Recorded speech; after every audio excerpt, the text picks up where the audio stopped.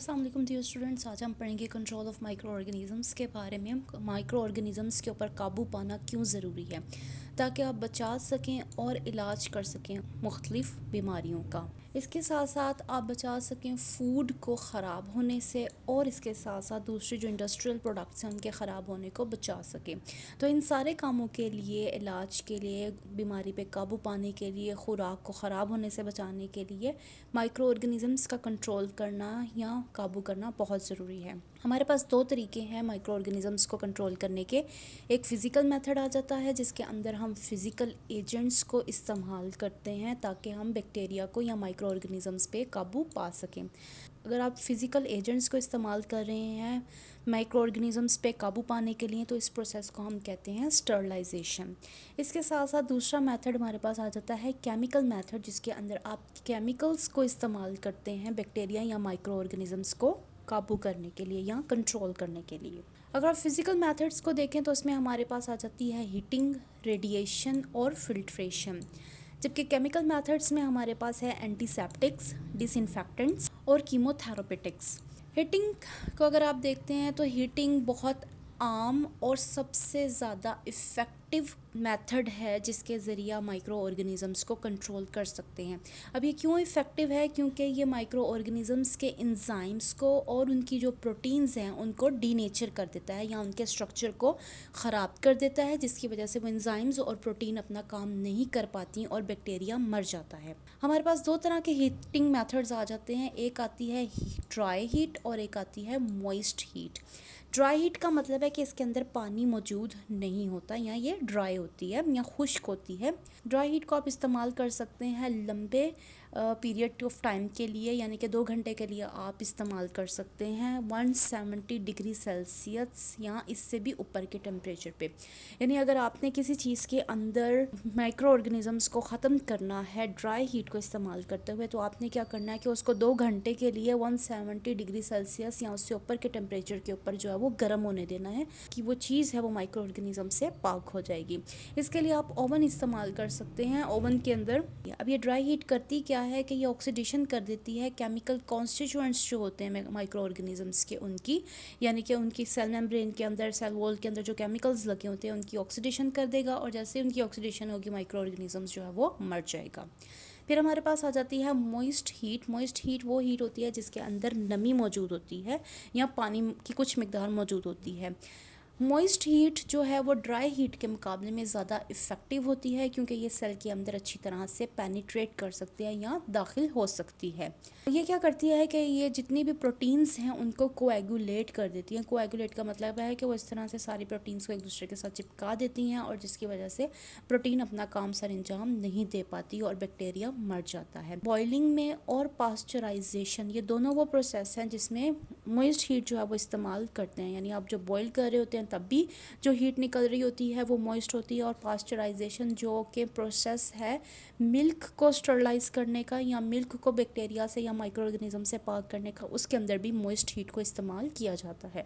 फिर आ जाती हैं रेडिएशंस। अगर आप 300 नैनोमीटर से नीचे की रेडिएशंस को इस्तेमाल करते हैं तो वो माइक्रो ऑर्गेनिज़म्स को मारने के लिए बहुत ज़्यादा इफ़ेक्टिव है।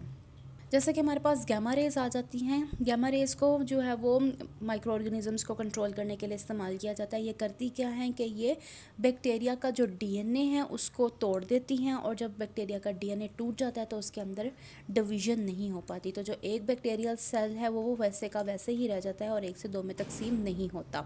इसके बाद आ जाता है हमारे पास फ़िल्ट्रेशन का अमल। फ़िल्ट्रेशन वो अमल है जो आप तब इस्तेमाल करते हैं जब आपके पास हीट सेंसिटिव कंपाउंड्स हों, यानी कि आपके पास वो कंपाउंड्स हैं कि अगर आप उनको हीटिंग करेंगे या उनको रेडिएशंस उसके ऊपर डालेंगे तो वो ख़राब हो जाएंगे। तो इसके लिए फिर आप क्या करते हैं कि आप फ़िल्ट्रेशन के अमल को इस्तेमाल कर लेते हैं। अब हीट सेंसिटिव कंपाउंड्स हमारे पास एंटीबायोटिक्स आ जाती हैं, हार्मोन्स आ जाते हैं और एंजाइम्स आ जाते हैं। तो इनको बैक्टीरिया से पाक करने के लिए आप क्या करते हैं, फ़िल्ट्रेशन का अमल करते हैं, और उसके लिए आप मेम्ब्रेन फ़िल्टर्स इस्तेमाल करते हैं। यानी कि आपके पास इस तरह से फ़िल्टर होता है, उसके अंदर आप अपना वो सोल्यूशन या वो चीज़ डाल देते हैं जिसको आपने साफ़ करना है।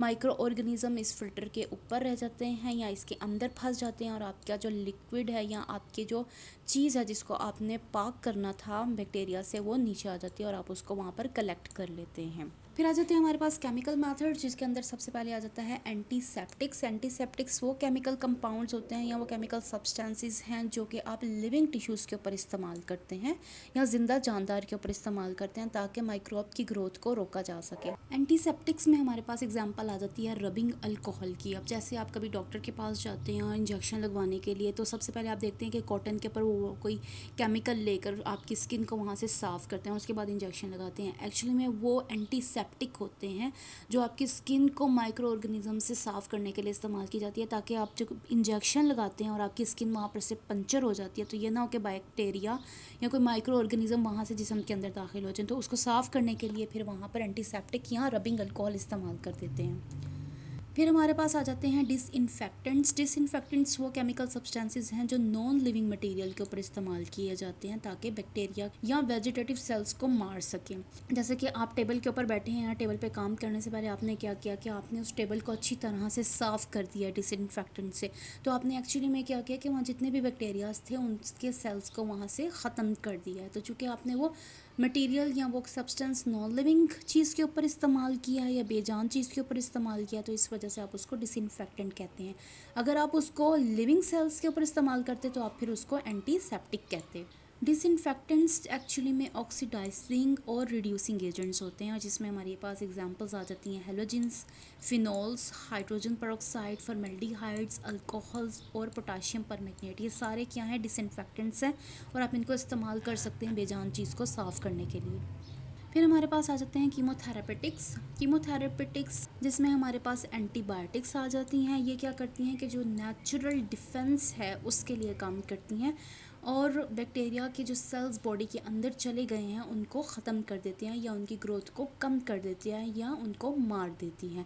इसमें हमारे पास एग्जांपल्स आ जाती हैं टेट्रासाइक्लिन, पेनिसिलिन और सल्फोनामाइड्स की। ये तीनों जो हैं वो एंटीबायोटिक्स हैं जो कि आप तब इस्तेमाल करते हैं जब आपने बॉडी की इंटरनल साइड को या अंदर से बॉडी को क्लींस करना हो। ये तो हमारा आज का lesson control of micro organisms के ऊपर। इससे रिलेटेड अगर आपके पास कोई सवाल है तो आप मेरे से पूछ सकते हैं कमेंट सेक्शन में। मैं मिलती हूँ आपको अगली वीडियो में।